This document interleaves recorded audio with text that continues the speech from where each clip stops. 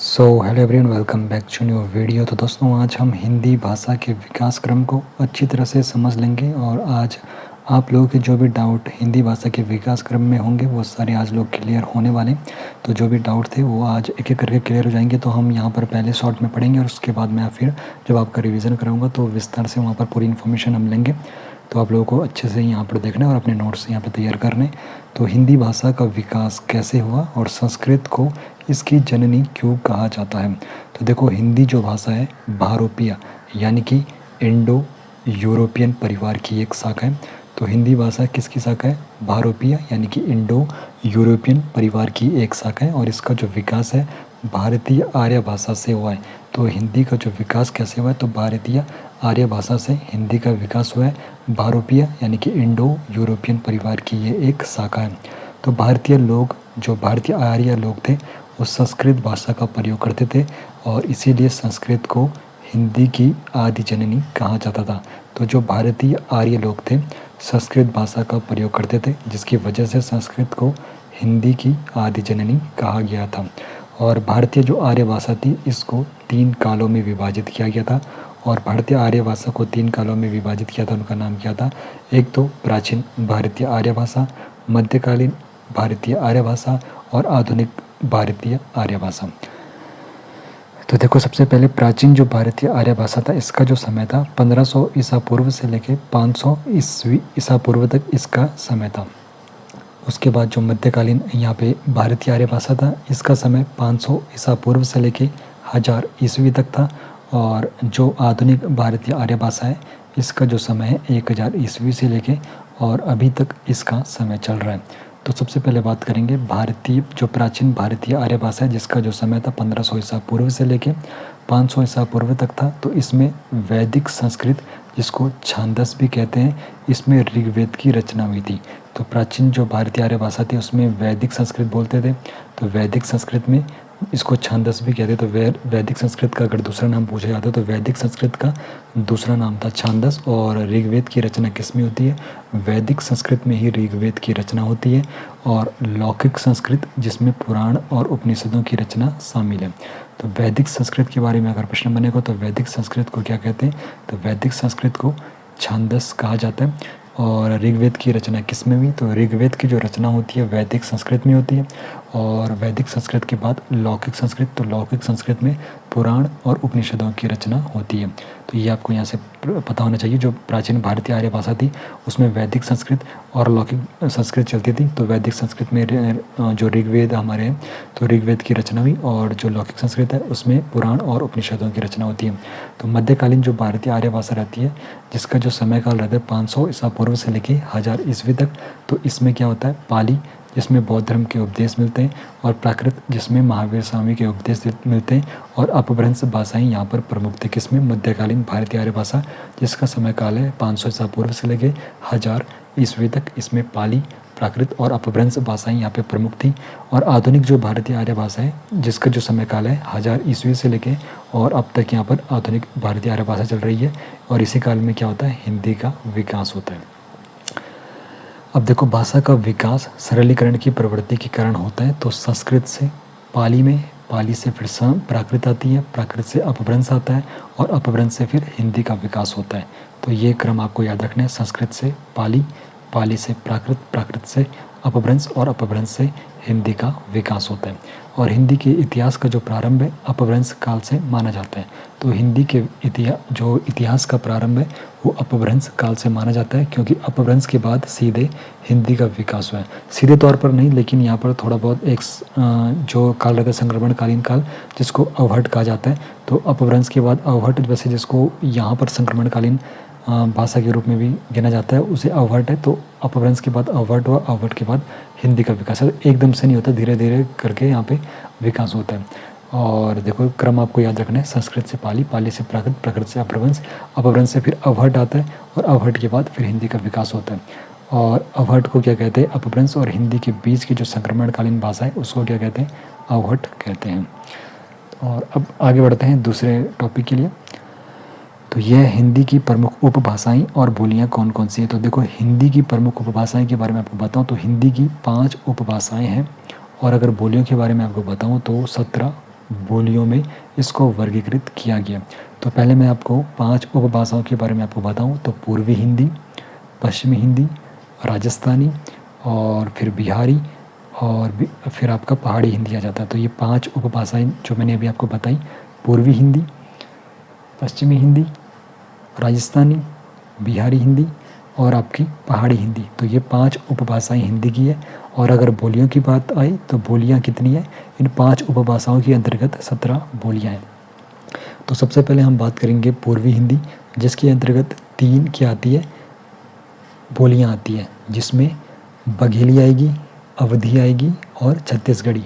तो बघेली, अवधी और छत्तीसगढ़ी ये किसके अंतर्गत आती है, ये पूर्वी हिंदी के अंतर्गत आती है।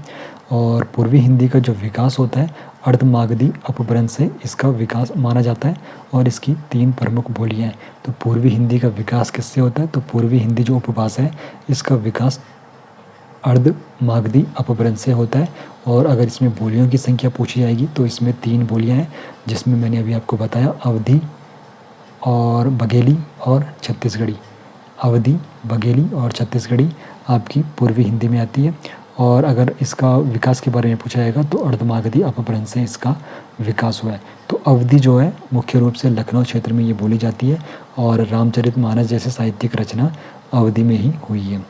बघेली जो है आपकी यहाँ पर ये बोली है, ये मध्य प्रदेश और यूपी के रीवा क्षेत्र में बघेली बोली जाती है। और जो छत्तीसगढ़ी है ये छत्तीसगढ़ में बोली जाती है। तो ये आपको पता होना चाहिए। जो हमने अभी पढ़ा, पहली उपभाषा पूर्वी हिंदी, जिसका विकास अर्धमागधी अपभ्रंश से हुआ है। इसमें हमने 3 बोलियां पढ़ी, अवधी, बघेली और छत्तीसगढ़ी। और अगली जो उपभाषा है वो है पश्चिमी हिंदी। तो पश्चिमी हिंदी का जो विकास है शौरसेनी अपभ्रंश से इसका विकास हुआ है। तो पश्चिमी हिंदी का विकास किससे हुआ है, शौरसेनी अपभ्रंश से पश्चिमी हिंदी का विकास हुआ है। और पश्चिमी हिंदी के अंतर्गत कितनी बोलियां आती है, पश्चिमी हिंदी के अंतर्गत 5 बोलियां आती है। कौन कौन सी, एक खड़ी बोली जिसको कौरवी और नागरी भी बोलते हैं, दूसरी आपकी आ जाएगी हरियाणवी और ब्रजभाषा, बुंदेली और कन्नौजी। तो देखो जो पश्चिमी हिंदी है इसमें आपकी 5 बोलियां आ जाती है। और ये 5 बोलियां आपकी कौन कौन सी हैं, एक आपकी है खड़ी बोली जिसको क्या कहते हैं, कौरवी भी कहते हैं और नागरी भी कहते हैं। और ब्रजभाषा आपकी पश्चिमी हिंदी में आएगी, कन्नौजी आपकी पश्चिमी हिंदी में आएगी और हरियाणवी जिसको बांगरू भी कहते हैं ये भी आपकी पश्चिमी हिंदी में आएगी। और बुंदेली तो ये भी आपकी पश्चिमी हिंदी में आती है। तो देखो पश्चिमी हिंदी में आपको क्या याद रखना है, पश्चिमी हिंदी जो उपभाषा है इसका विकास शौरसेनी अपभ्रंश से हुआ है और इसके अंतर्गत 5 बोलियां आती है, जिसमें खड़ी बोली है और आपकी ब्रजभाषा हो गई, आपकी कन्नौजी हो गई, आपकी ये इधर हरियाणवी जिसको बांगरू भी कहते हैं और आपकी बुंदेली आ गई। तो देखो जो खड़ी बोली है जिसको कौरवी और नागरी भी कहते हैं, तो ये दिल्ली हो गया, मेरठ हो गया, देहरादून आदि क्षेत्रों में बोली जाती है। और कौरवी शब्द का जो यहाँ पर प्रयोग हुआ है खड़ी बोली के लिए, ये राहुल सांकृत्यायन ने किया है। तो कौरवी शब्द का प्रयोग खड़ी बोली के लिए किसने करा है, राहुल सांकृत्यायन ने। और ब्रजभाषा जो आपकी है ये आपकी बोली जाती है मथुरा, आगरा क्षेत्र की तरफ और इसमें बहुत सारी साहित्यिक रचनाएं भी हुई हैं। और बुंदेली जो आपकी है, तो बुंदेली आपकी बोली जाती है मध्य प्रदेश और यूपी के बुंदेलखंड क्षेत्र में बुंदेली बोली जाती है। और जो कन्नौजी आपकी है वो कन्नौज क्षेत्र में बोली जाती है। और जो बांगरू है जिसको जो हरियाणवी है इसको बांगरू भी कहते हैं, तो ये हरियाणा क्षेत्र में बोली जाती है। तो देखो दूसरी आप लोगों ने उपभाषा पढ़ी है, तो दूसरी उपभाषा आप लोगों ने कौन सी पढ़ी, पश्चिमी हिंदी आप लोगों ने पढ़ी है। पश्चिमी हिंदी का अगर आप लोगों से पूछा जाएगा कि इसका विकास क्रम कैसा है, तो शौरसेनी अपभ्रंश से इसका विकास हुआ था। और इसके अंतर्गत 5 बोलियां आप लोगों ने कौन कौन सी पढ़ी, एक आप लोगों ने पढ़ी खड़ी बोली जिसको कौरवी और नागरी भी कहते हैं, एक आप लोगों ने पढ़ी ब्रजभाषा, एक आप लोगों ने पढ़ी बुंदेली, एक आप लोगों ने पढ़ी कन्नौजी और एक आप लोगों ने पढ़ी 5वीं कौन सी, बांगरू जिसको हरियाणवी भी कहते हैं। तो ये पश्चिमी हिंदी के अंतर्गत आप लोगों ने 5 बोलियाँ पढ़ ली है। और पूर्वी हिंदी है तो उसका विकास क्रम क्या था, पूर्वी हिंदी का विकास क्रम था अर्धमागधी अपभ्रंश। और उसके अंतर्गत आप लोगों ने कौन कौन सी 3 बोलियां पढ़ी थी, आप लोगों ने 3 पढ़ी थी, अवधी और बघेली और छत्तीसगढ़ी। तो उम्मीद करता हूँ ये 2 उपभाषाएं और इनके अंतर्गत आने वाली जो बोलियाँ आप लोगों ने अच्छे से जान ली होगी। और अब हम तीसरी उपभाषा जानने वाले हैं। तीसरी जो उपभाषा है वो राजस्थानी है। और राजस्थानी का अगर यहाँ पर विकास क्रम के बारे में आपको बताऊँ तो राजस्थानी का भी विकास क्रम षोडशनी अपभ्रंश से होता है। तो राजस्थानी का भी विकास क्रम क्या है, षोडशनी अपभ्रंश राजस्थानी का विकास क्रम है। और इसके अंतर्गत 4 बोलियाँ आती है, जिसमें मारवाड़ी हो गई, जयपुरी हो गई, मेवाती हो गई और मालवी हो गई। तो देखो राजस्थान जो यहाँ पर उपभाषा है इसके अंतर्गत आपकी कौन कौन सी बोलियाँ हैं, तो मारवाड़ी है, जयपुरी है और मालवी है और मेवाती है। तो जो मारवाड़ी जो आपकी बोली है, तो मारवाड़ी को जो पश्चिमी राजस्थानी क्षेत्र है वहाँ पर मारवाड़ी बोली जाती है। तो पश्चिमी राजस्थान में कौन सी बोली बोली जाती है, तो पश्चिमी राजस्थान में मारवाड़ी बोली बोली जाती है। और जो जयपुरी है जिसको ढूंढाली भी कहते हैं, तो जयपुरी जो यहाँ पर बोली है तो जयपुरी को ढूंढाली भी कहते हैं। और ये पूर्व जो राजस्थान का क्षेत्र है वहाँ पर ये बोली जाती है। और फिर मेवाती है, तो मेवाती जो राजस्थान का उत्तर वाला क्षेत्र हो गया, तो उत्तरी राजस्थान में मेवाती बोली जाती है। और जो दक्षिणी राजस्थान है वहाँ पर मालवी बोली जाती है। तो राजस्थानी उपभाषा की भी आप लोगों ने भी यहाँ पे 4 बोलियाँ देख ली है। तो सबसे पहले राजस्थानी जो उपभाषा है इसका मुझे पहले आपको विकास क्रम बताना है। तो विकास क्रम क्या है इसका, षोडशनी अपभ्रंश से इसका विकास हुआ है। और राजस्थानी जो उपभाषा है इसकी आप लोगों ने कितनी बोलियाँ देखी, इसकी आप लोगों ने 4 बोलियाँ देखी।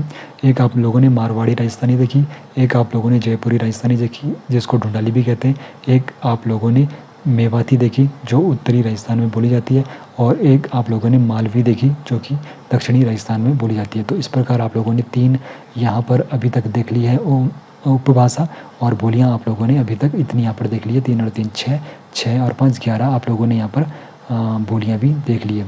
तो उपभाषाएं भी आप लोगों को याद रखना है और बोली भी आप लोगों को याद रखना है।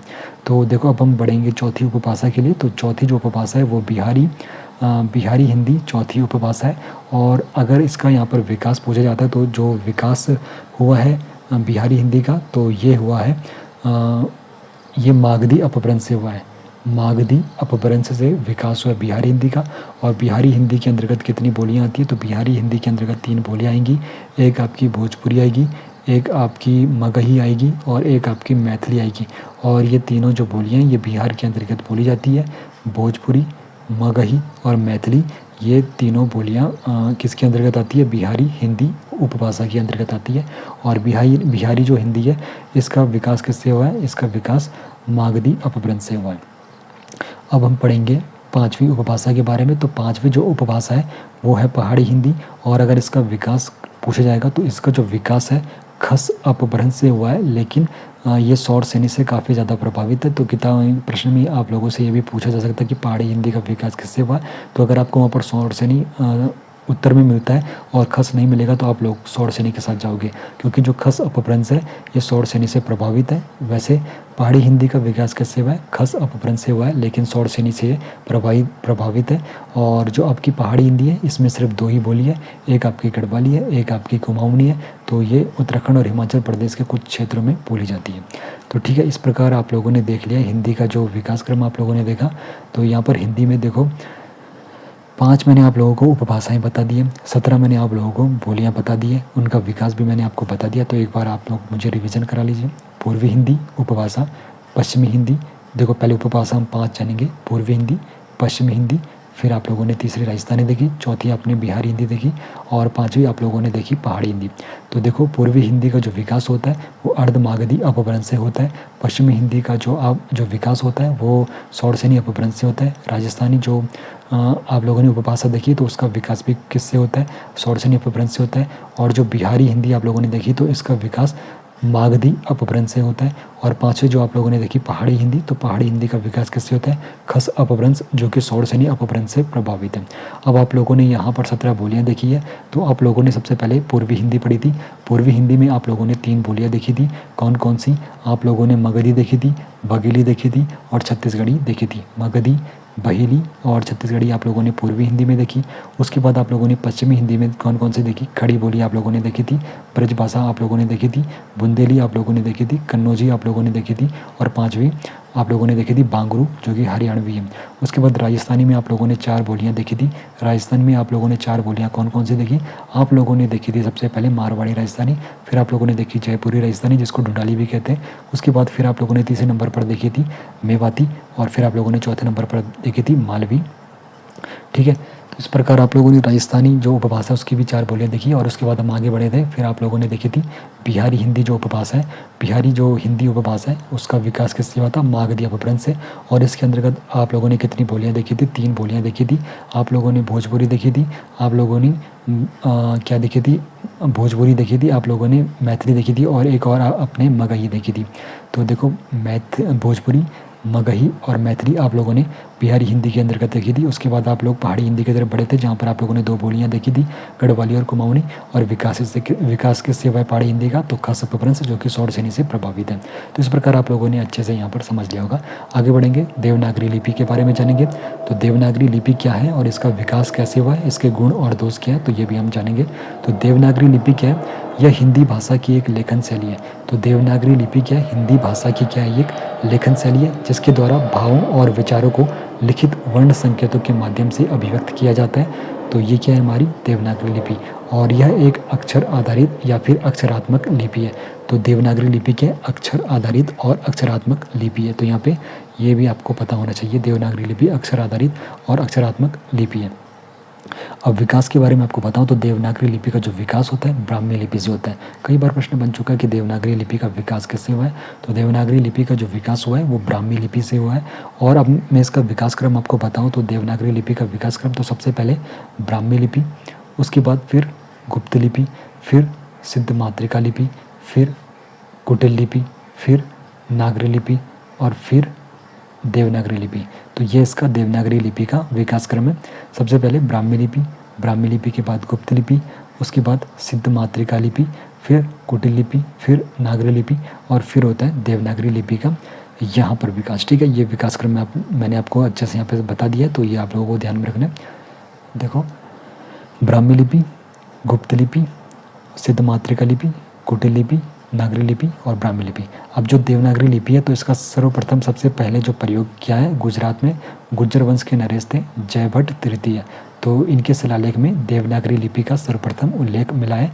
गुजरात के जो गुर्जर वंश के जो नरेश थे जयभट्ट तृतीय, तो इनके जो शिलालेख थे जयभट्ट तृतीय के, इनके शिलालेखों में देवनागरी लिपि का यहाँ पर सर्वप्रथम उल्लेख मिला है। और व्युत्पत्ति के मत जो यहाँ पर है कुछ विद्वानों के यहाँ अनुसार गुजरात के जो नागर ब्राह्मण थे, नागर ब्राह्मणों की जो लिपि थी, इसके कारण यहाँ पर इसको नागरी लिपि भी कहा जाता है। और डॉक्टर धीरेन्द्र वर्मा ने भी नागरी नामकरण का आधार मध्य युगीन स्थापत्य शैली नागर शैली को माना है। और डॉक्टर उदय नारायण तिवारी के अनुसार इस लिपि का प्रयोग देवभाषा संस्कृत लिखने में हुआ है, इसलिए इसका नाम देवनागरी पड़ा था। अब इसके गुण में आपको बताऊं तो एक ध्वनि के लिए एक ही वर्ण संकेत यहाँ पर इस्तेमाल होता है। जैसे क के लिए क का ही इस्तेमाल होगा, यानी कि एक ध्वनि के लिए एक ही वर्ण संकेत यहाँ पर होता है। और एक वर्ण संकेत से एक ही ध्वनि व्यक्त की जा सकती है। एक वर्ण संकेत से एक ही ध्वनि व्यक्त की जा सकती है। और इसमें मूक यानी कि साइलेंट वर्ण नहीं होते देवनागरी में, जिससे वैज्ञानिक क्रमबद्धता इसमें अधिक देखने को मिलती है। और एक वर्ण में दूसरे वर्ण का यहाँ पर भ्रम नहीं होता है। तो ये गुण है देवनागरी के।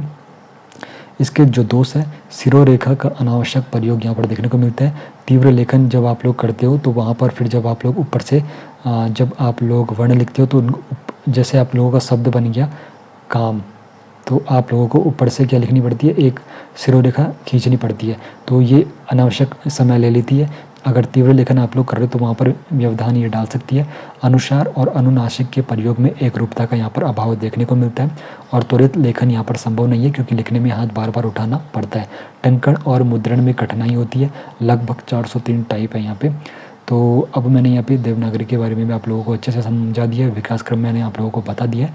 और देवनागरी लिपि में समय समय पर क्या प्रमुख सुधार किए गए हैं, इसके बारे में आपको यहाँ पर थोड़ा सा विश्लेषण मैं करके दे देता हूँ। तो देवनागरी लिपि में जो कुछ प्रमुख सुधार हुए, तो 1904 में महादेव गोविंद रानाडे ने इन्होंने सर्वप्रथम एक लिपि सुधार समिति का गठन किया था। तो सर्वप्रथम एक लिपि सुधार समिति का गठन किसने किया था, महादेव गोविंद रानाडे ने 1904 में। तिलक फॉन्ट तो बाल गंगाधर तिलक ने क्या किया था, 1904 में अपने पत्र केसरी में 190 टाइपों का एक फॉन्ट साइज बनाया था। और उसके बाद डॉक्टर बाबू श्याम सुंदर दास जी थे, इन्होंने 5 अनुनासिक यानी कि पंचम जो अक्षर थे हल व्यंजनों के स्थान पर अनुसार का प्रयोग करने का सुझाव दिया था, जिससे लेखन में सरलता आई थी। जैसे अंक के लिए अंक के स्थान पर अब अंक लिखना पड़ता था। और नागरी लिपि जो सुधार समिति है 1935 में जो बनी थी, तो इंदौर में काका कालेकर के नेतृत्व में गठित इस समिति ने हिंदी, मराठी और गुजराती के लिए एक ही लिपि बनाने का सुझाव दिया था। किसने? काका कालेकर की जो नेतृत्व में गठित जो समिति थी उसने। काका कालेकर ने ही 12 खड़ी चलाने का प्रस्ताव भी रखा था। तो अगर प्रश्न बनता है कि 12 खड़ी चलाने का प्रस्ताव किसने रखा था, तो काका कालेकर ने रखा था। और डॉक्टर गौर प्रसाद, तो इन्होंने सुझाव दिया था कि मात्राएं व्यंजनों की दाहिनी ओर ही लगाई जाए। डॉक्टर गौर प्रसाद ने क्या सुझाव दिया था कि मात्राएं जो है व्यंजनों की दाहिनी ओर ही लगाई जाए। और आचार्य नरेंद्र देव समिति जो 1947 में हुई थी, तो देखो उत्तर प्रदेश जो सरकार द्वारा गठित इस समिति में लव वर्णमाला को स्थान दिया और संयुक्त वर्णों के स्वतंत्र रूप को हटाने का यहाँ पर सुझाव दिया गया था। और डॉक्टर सुनीति कुमार चटर्जी ने इन्होंने देवनागरी लिपि के स्थान पर रोमन लिपि के रखने का सुझाव दिया था। तो इस प्रकार यहाँ पर अलग अलग लोगों ने अलग अलग यहाँ पे सुझाव दिए थे देवनागरी लिपि में। और भारत की अब राजभाषा और राष्ट्रभाषा और राज्यभाषा में हम आपको अंतर बताने वाले हैं। तो सबसे पहले राजभाषा क्या होती है? तो राजभाषा क्या होती है? यह वह भाषा होती है जिसका प्रयोग सरकारी कामकाज या फिर प्रशासन और आधिकारिक संवादों में इसका इस्तेमाल किया जाता है। किसका? राजभाषा का। तो भारत की अगर राजभाषा पूछी जाएगी तो भारत की राजभाषा कौन सी है? हिंदी है। और भारत की राजभाषा कब घोषित की गई थी? 14 सितंबर 1949 को भारत की राजभाषा घोषित की गई थी। 14 सितंबर 1949 को भारत की राजभाषा घोषित की गई। और सहायक जो राजभाषा है, तो भारत की सहायक राजभाषा कौन सी है? अंग्रेजी है। और 14 सितंबर को हिंदी दिवस भी मनाया जाता है, ये भी आपको पता होना चाहिए। 14 सितंबर 1949 को भारत की राजभाषा घोषित की गई थी हिंदी, और सहायक जो राजभाषा है वो अंग्रेजी है। 14 सितंबर को क्या मनाया जाता है? हिंदी दिवस मनाया जाता है। अब राष्ट्रभाषा क्या होती है? तो राष्ट्रभाषा क्या होती है? तो यह देश की सबसे लोकप्रिय भाषा होती है और पूरे राष्ट्र में बोली और फिर समझी जाती है। भारत की कोई भी राष्ट्रभाषा नहीं है, ये भी आपको पता होना चाहिए। भारत की कोई भी राष्ट्रभाषा नहीं है, क्योंकि भारत में विभिन्न भाषाओं की विविधता देखने को मिलती है और किसी एक भाषा को सर्वमान्य राष्ट्रीय भाषा घोषित करना यहाँ पर कठिन है। अब राज्य भाषा क्या होती है? तो स्टेट लैंग्वेज, तो यह किसी विशेष राज्य की लोकप्रिय भाषा होती है जिसका जो प्रयोग है उस राज्य के आधिकारिक कार्यों में किया जाता है। अब देखो, राज्य विधानमंडल अपनी राज्यभाषा का निर्णय करता है। तो राज्य का विधानमंडल जो है अपनी राजभाषा का निर्णय करता है। और उदाहरण के लिए आपको बताऊं, जैसे उत्तराखंड है, तो उत्तराखंड की राजभाषा कौन सी है? प्रथम हिंदी। और दूसरी राजभाषा कौन सी है? तो दूसरी राजभाषा है संस्कृत। इसी प्रकार जबकि केरल की जो राजभाषा है वो मलयालम है और पश्चिम बंगाल की जो राजभाषा है वो बंगाली है। ठीक है, ये भी आपको पता होना चाहिए। और राष्ट्रभाषा, राजभाषा और राज्यभाषा के बारे में भी आप लोगों ने अच्छे से जान लिया। अब बात करेंगे भारतीय संविधान में राजभाषा संबंधी में क्या क्या प्रावधान देखने को मिला है।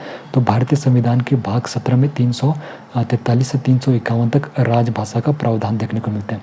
तो भारतीय संविधान के भाग 17 में अनुच्छेद 343 से लेके और 351 तक क्या देखने को मिलता है? राजभाषा का प्रावधान देखने को मिलता है। तो क्या क्या प्रावधान देखने को मिलता है?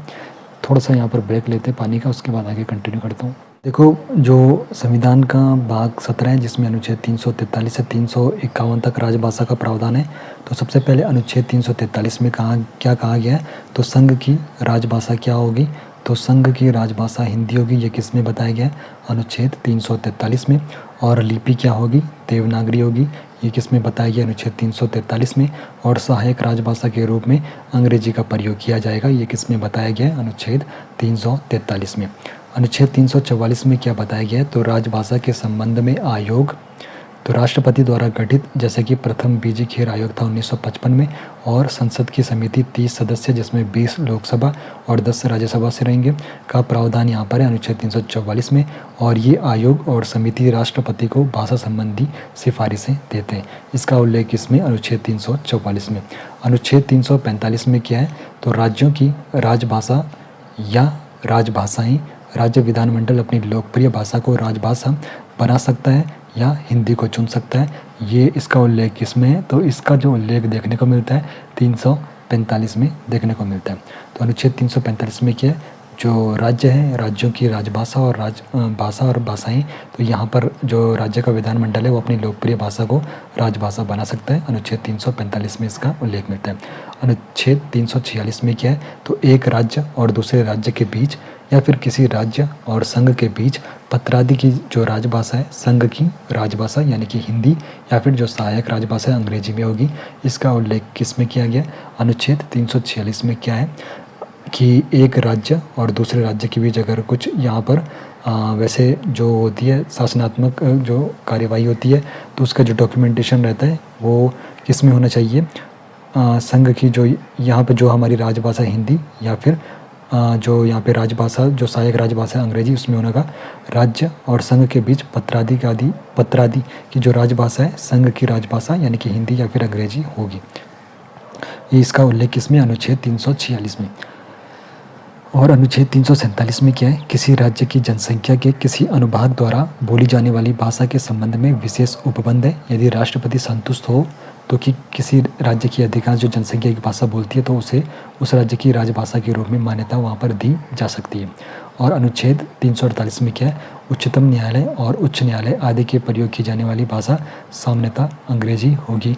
इसका उल्लेख इसमें मिलता है। ये अनुच्छेद 348 में क्या उल्लेख है कि उच्चतम न्यायालय और जो उच्च न्यायालय है इनके प्रयोग के लिए की जाने वाली जो यहाँ पर भाषा प्रयोग की जाएगी सामान्यतः अंग्रेजी भाषा प्रयोग की जाती है। ये इसका उल्लेख इसमें 348 में, ठीक है। और हालांकि राज्यपाल राष्ट्रपति की पूर्वानुमति से हिंदी या फिर अन्य राजकीय भाषा को उच्च न्यायालय की कार्यवाही की भाषा का दर्जा भी दे सकता है। अनुच्छेद 350 में क्या है, व्यथा के निवारण के लिए किसी भी भाषा का प्रयोग किया जाता है। तो व्यथा के निवारण के लिए किसी भी भाषा का प्रयोग किया जा सकता है। इसका उल्लेख इसमें अनुच्छेद 350 में। और इसके अंतर्गत 350 क जो है इसमें प्राथमिक स्तर पर मातृभाषा में शिक्षा की सुविधाएं हैं। और 350 ख में भाषाई अल्पसंख्यक वर्गों के लिए विशेष अधिकारी का प्रावधान यहाँ पर है 350 ख में। और क में क्या, प्राथमिक स्तर पर मातृभाषा में शिक्षा की सुविधाएं। और अनुच्छेद 351 में क्या, हिंदी भाषा के विकास के लिए संघ को निर्देश दिए गए हैं कि वह हिंदी भाषा का प्रचार प्रसार करे। तो ये इसका उल्लेख इसमें अनुच्छेद 351 में, हिंदी भाषा के विकास के लिए संघ को निर्देश दिए गए कि वह हिंदी भाषा का प्रचार प्रसार करें। आगे बढ़ने से पहले आपको बताना चाहता हूँ, अगर आप लोग हमें फाइनेंशियली सपोर्ट करना चाहते हो तो आप लोग इस QR कोड को स्कैन करके हमें फाइनेंशियली सपोर्ट दे सकते हो। आगे बढ़ेंगे और बात करेंगे भारतीय संविधान की 8वीं अनुसूची में कितनी भाषाएं शामिल की गई है और उनको कब कब जोड़ा गया है। तो जो भारतीय संविधान की 8वीं अनुसूची है तो वर्तमान में यहाँ पर कितनी भाषाएं हैं, तो भारतीय संविधान की 8वीं अनुसूची में वर्तमान में 22 भाषाएं हैं। मूल रूप से इसमें पहले 14 भाषाएं हुआ करती थी और बाद में फिर 8 भाषाओं को विभिन्न संविधान संशोधन के माध्यम से जोड़ा गया। तो चलिए पहले मूल भाषाओं के बारे में जान लेते। तो मूल जो पहले 14 भाषाएं थी जिसमें थी असमिया थी, बंगाली थी, गुजराती थी, हिंदी थी, कन्नड़ थी, कश्मीरी थी, मलयालम थी, मराठी थी, ओडिया थी, पंजाबी थी, संस्कृत थी, तमिल, तेलुगु और उर्दू। तो ये क्या थी, पहले मूल भाषाएं। फिर जब संविधान जो फिर संशोधन हो रहे थे और फिर 8वीं जो अनुसूची थी तो उसके अंतर्गत फिर 8 और यहाँ पे भाषाएं यहाँ पे जोड़ी जाती है, ठीक है। भारतीय संविधान की 8वीं अनुसूची में 22 भाषाएं शामिल है। अब देखो बाद में जो जोड़ी गई जो भाषाएं थी 14, तो ये मूल भाषाएं मैंने आपको बता दी है। तो बाद में जो जोड़ी गई भाषा थी तो सिंधी भाषा, तो इसको 21वें संविधान संशोधन अधिनियम 1967 के द्वारा यहाँ पर जोड़ी गई थी। तो सिंधी को कब जोड़ा गया था, 21वें संविधान संशोधन अधिनियम में 1967 में सिंधी को जोड़ा गया था। ये आपको पता होना चाहिए सिंधी को कब जोड़ा गया था, 1967 में। और कौन से संशोधन में इसको जोड़ा गया था, 21वें संविधान संशोधन में सिंधी को जोड़ा गया था। फिर 71वां जो संविधान संशोधन अधिनियम आया था 1992 में, 1992 में जो 3 यहाँ पर भाषाएं जोड़ी गई थी, कोंकणी, मणिपुरी और नेपाली।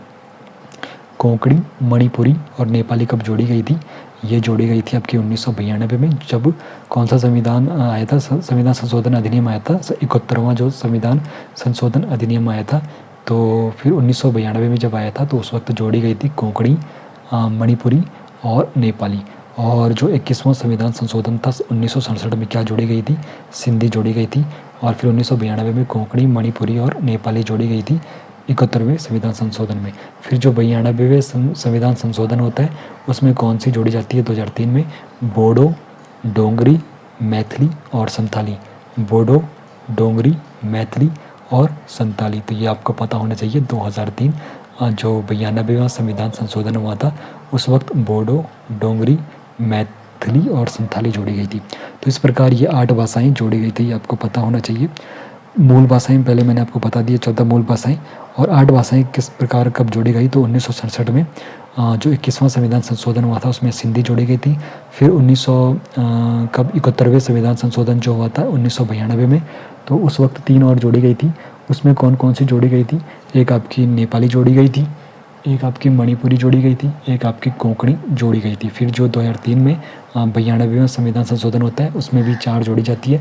उसमें बोडो जोड़ी जाती है, डोगरी, मैथिली और संथाली। बोडो, डोगरी, मैथिली और संथाली 2003 में जोड़ी जाती है 92वें संविधान संशोधन में। अब जो विश्व हिंदी सम्मेलन है तो इसका क्या उद्देश्य है और प्रमुख सम्मेलन कब और कहाँ आयोजित हुए थे? तो विश्व हिंदी सम्मेलनों का जो उद्देश्य है हिंदी भाषा के प्रचार प्रसार और उसे वैश्विक स्तर पर स्थापित करना है, और यह हिंदी के विद्वानों, लेखकों और प्रेमियों को एक मंच पर लाता है ताकि भाषा के विकास और चुनौतियों पर चर्चा की जा सके। तो प्रमुख जो विश्व हिंदी सम्मेलन है तो उनके बारे में आपको बता दूँ कुछ के बारे में। तो पहला आपको याद रखना है, और अंतिम जो अभी हुआ था 12वां, तो पहला और 12वां तो आपको विशेष तौर पर याद रखना है। वैसे आपको याद तो सारे रखने हैं, लेकिन पहला और जो अंतिम रहता है वो तो याद होना ही चाहिए। तो पहला जो हुआ था 1900 कब हुआ था? 1975 में हुआ था। और कहाँ पर हुआ था? भारत में हुआ था, नागपुर में। तो पहला जो विश्व हिंदी सम्मेलन हुआ था 1975 में हुआ था। कहाँ पर हुआ था? नागपुर में हुआ था। 1975 में 10-12 जनवरी को हुआ था, 1975 में नागपुर, भारत में। और दूसरा कहाँ पर हुआ था? मॉरिशस में हुआ था। ये 1976 में हुआ था, पोर्ट लुई, मॉरिशस में हुआ था दूसरा विश्व हिंदी सम्मेलन। और तीसरा कहाँ हुआ था? फिर तीसरा 1983 में हुआ था, ये नई दिल्ली, भारत में हुआ था। तीसरा विश्व हिंदी सम्मेलन कहाँ हुआ था? 1983 में हुआ था। और कहाँ पर हुआ था? नई दिल्ली, भारत में। फिर 8वां कहाँ पर हुआ था? 8वां 2007 में होता है। 8वां होता है न्यूयॉर्क, संयुक्त राज्य अमेरिका में।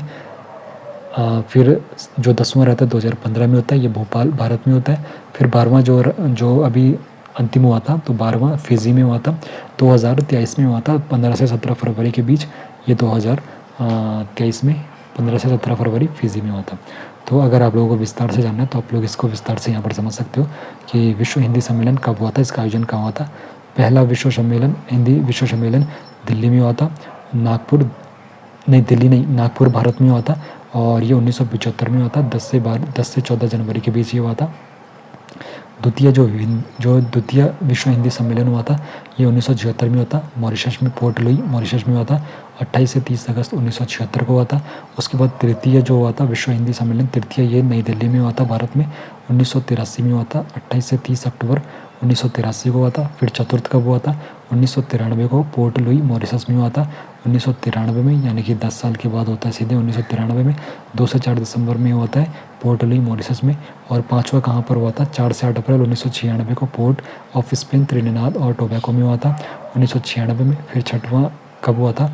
14 से 18 सितंबर 1999 को हुआ था, लंदन, यूनाइटेड किंगडम में हुआ था। फिर 7वां कहाँ पर हुआ था? 2003 में हुआ था, ये सूरीनाम में हुआ था, 5 से 9 जून। और फिर 8वां कब हुआ था? 2007 में हुआ था, 13 से 15 जुलाई, न्यूयॉर्क, संयुक्त राज्य अमेरिका में हुआ था।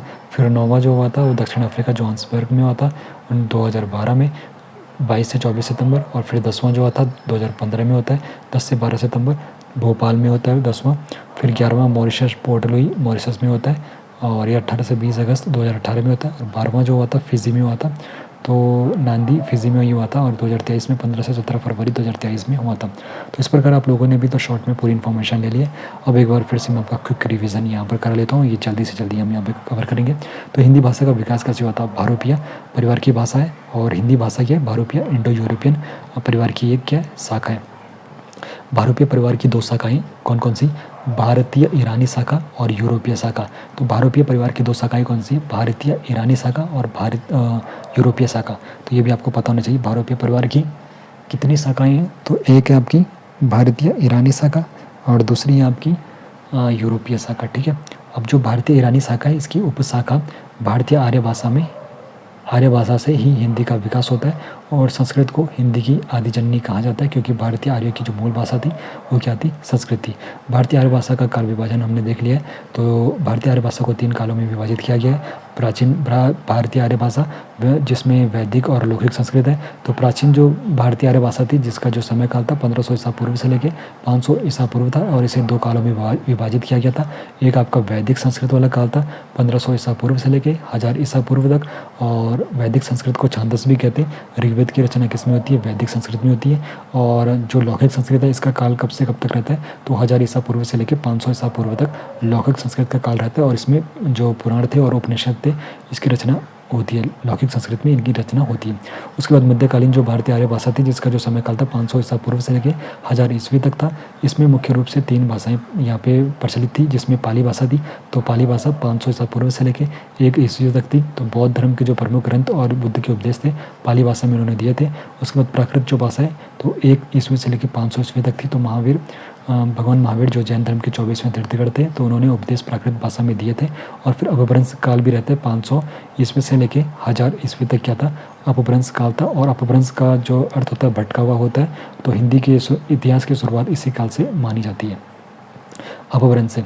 और आधुनिक भारतीय जो आर्य भाषा है तो 1000 ईस्वी से अभी तक यहाँ पर आधुनिक भारतीय आर्य भाषा मानी जाती है। और इसके अंतर्गत हिंदी भाषा आती है। तो हिंदी को 3 कालों में अध्ययन किया गया था, प्राचीन हिंदी, मध्यकालीन हिंदी और आधुनिक हिंदी। प्राचीन हिंदी जो है 1100 ईस्वी से लेकर 1400 ईस्वी, मध्यकालीन जो हिंदी है 1400 ईस्वी से लेकर 1850 ईस्वी, और आधुनिक जो हिंदी है 1850 ईस्वी से अब तक। तो ये भी आपको पता होना चाहिए। प्राचीन हिंदी 1100 ईस्वी से लेकर 1400 ईस्वी, फिर मध्यकालीन जो हिंदी है 1400 से 1850 ईस्वी तक, और आधुनिक हिंदी 1850 ईस्वी तक अब तक मानी जाती है। अब देखो हिंदी का जो विकास क्रम है, संस्कृत, पाली, प्राकृत, अपभ्रंश, अवहट और हिंदी। तो अवहट क्या है, अपभ्रंश और आधुनिक जो भारतीय आर्य भाषाओं के बीच के जो संक्रमणकालीन भाषा है वो क्या है, अपभ्रंश और आधुनिक आर्य भाषा यानी कि हिंदी के बीच की जो संक्रमणकालीन भाषा है वो क्या है, अवहट है। और अपभ्रंश का जो क्या है, इसको क्या कहते हैं, अवहट को क्या कहते हैं, अपभ्रंश का अपभ्रंश या फिर प्रवृत्ति अपभ्रंश भी इसको कहा जाता है, किसको, अवहट को। अपभ्रंश काल और आधुनिक भाषाओं का जो विकास है उसमें आपको बताऊं तो अपभ्रंश से हिंदी के इतिहास का जब प्रारंभ होता है तो उस वक्त क्या क्या होता है। तो अपभ्रंश के जो प्रमुख कवि है, प्रमुख महाकवि है, तो अपभ्रंश के प्रमुख महाकवि है स्वयंभू, और इन्हें अपभ्रंश का वाल्मीकि भी कहा जाता है। तो ये भी प्रश्न काफ़ी इंपॉर्टेंट रहता है। तो अपभ्रंश का वाल्मीकि किसे कहा जाता है, तो अपभ्रंश का वाल्मीकि स्वयंभू को कहा जाता है। और इन्होंने किसकी रचना करी थी, पौमचर्यू। तो पौमचर्यू की रचना इन्होंने करी थी। और इसको पूरा किसने किया था, इनके पुत्र त्रिभुवन ने पौमचर्यू को यहाँ पर इन्होंने पूरा किया था। और जो राम के चरित्र का वर्णन मिलता है इन्हें यहीं पर मिलता है, जिसकी रचना किसने करी थी, स्वयंभू ने। और अपभ्रंश का वाल्मीकि किसको कहते हैं, स्वयंभू को कहते हैं। और पुष्पदंत, तो इनकी जो प्रमुख रचनाएं थी, महापुराण, अरण्या कुमार, चरु और चसहचर्यु, तो पुष्पदंत की रचनाएं थी। और धनपाल, तो इनकी जो प्रसिद्ध रचना थी भविष्ययत, तो धनपाल की प्रसिद्ध रचना थी। तो अपभ्रंश के जो भेद और आधुनिक भाषाओं का जो विकास है वो मैंने आपको ऊपर विस्तार से बता दिया। तो जल्दी से क्विक रिवीजन कर लीजिए।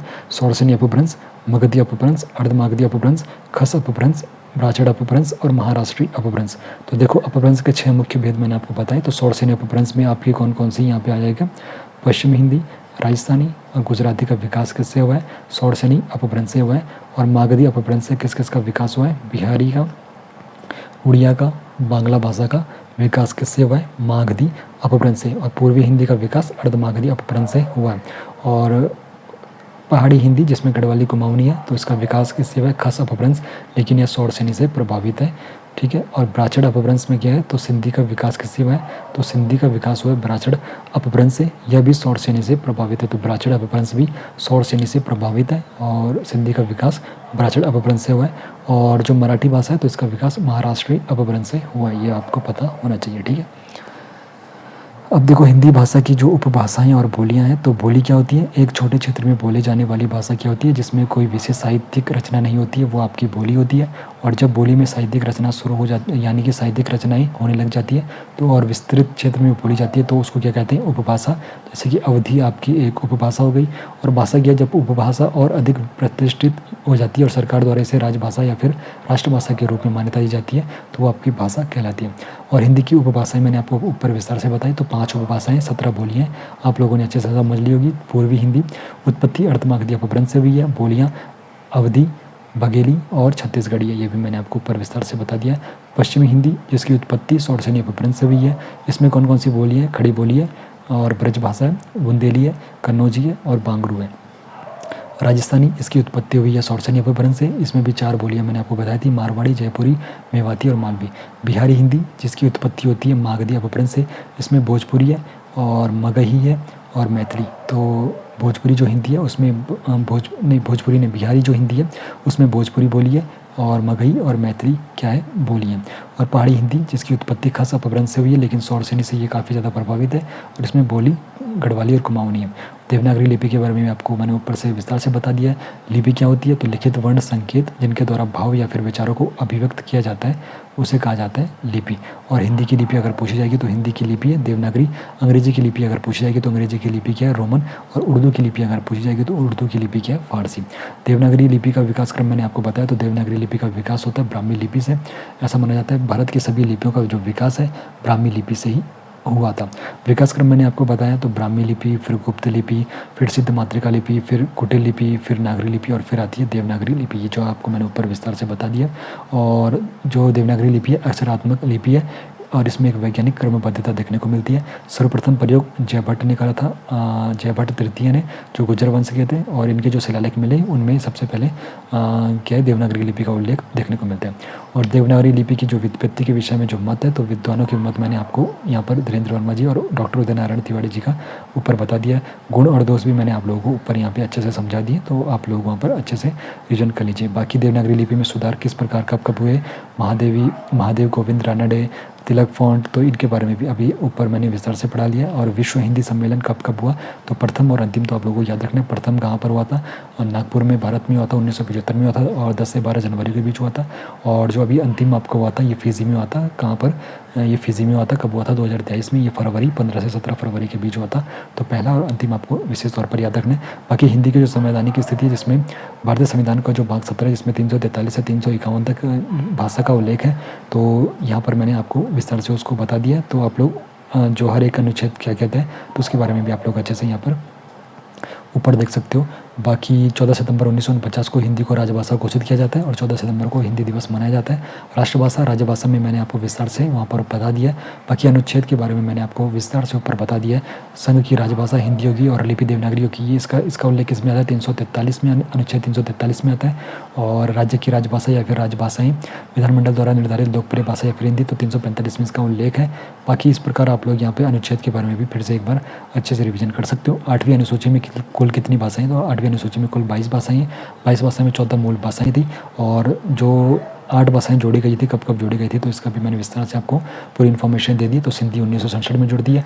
उसके बाद कोंकणी, फिर मणिपुरी और नेपाली आपकी कब जुड़ती है, ये जुड़ती है आपकी 1992 में जुड़ती है। ये आपकी 71वें जो संविधान संशोधन होता है, कोंकणी, मणिपुरी और नेपाली जुड़ती है। फिर 2003 में आपकी 4 जुड़ती है। कौन सी, बोडो जुड़ती है और बोडो, डोगरी, मैथिली और आपकी एक और संथाली। बोडो, डोगरी और मैथिली और संथाली आपकी ये जुड़ती है 2003 में, और जब 92वां संविधान संशोधन होता है।